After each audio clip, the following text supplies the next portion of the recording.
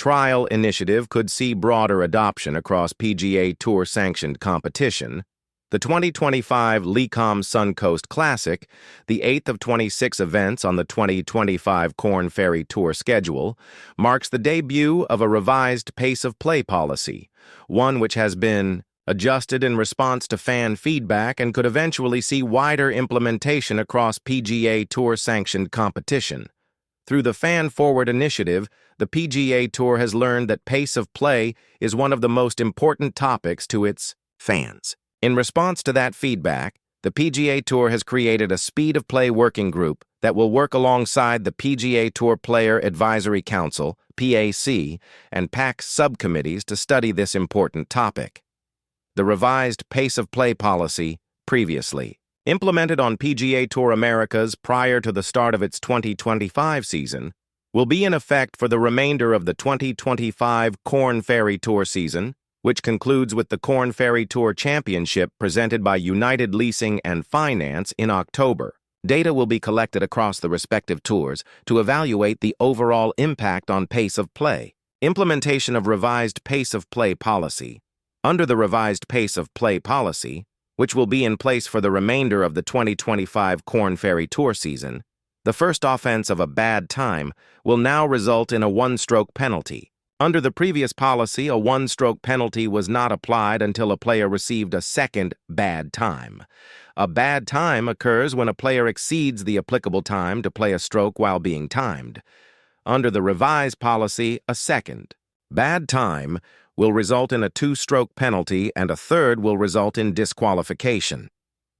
Timing group, or individual players within the group, will receive an official warning when the Rules Committee determines the group is starting to fall behind or is out of position. Such warning will be given as soon as possible and given only once during a round.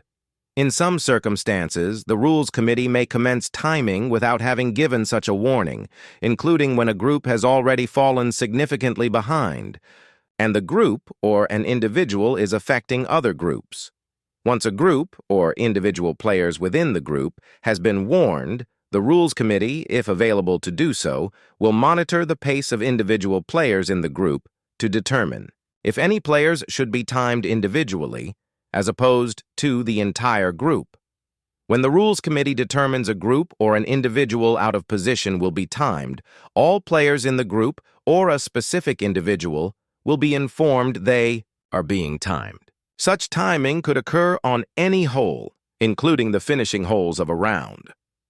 When time starts, and the time allowed for a stroke other than on the putting green, the timing of a player's stroke will begin when it is their turn to play, and they can play without interference or distraction. Players will be allowed a reasonable amount of time to find a fixed reference point, such as a sprinkler head, and pace back to their ball. Time spent calculating and interpreting that yardage and determining club and other conditions, such as wind, will count as time taken for the next stroke. On the putting green, the timing of a player's stroke will begin when it is their turn to play and they can play without interference or distraction. Players will be given a reasonable amount of time to complete the actions allowed under Rules 13.1 and 15.1, provided the player is not unreasonably delaying play. Time spent assessing the line of play and other conditions, such as slope or grain, will count as time taken for the next stroke. Allotted time. Under the revised pace of play policy, a player is permitted 40 seconds to play a stroke, and an extra 10 seconds, for a total of 50 seconds, will be allowed for AA. The first player to play a stroke on a par 3 hole, the first player to play a second stroke on a par 4 or par 5 hole, the first player to play a third stroke on a par 5 hold, the first player to play around the putting green, the first player to play on the putting green.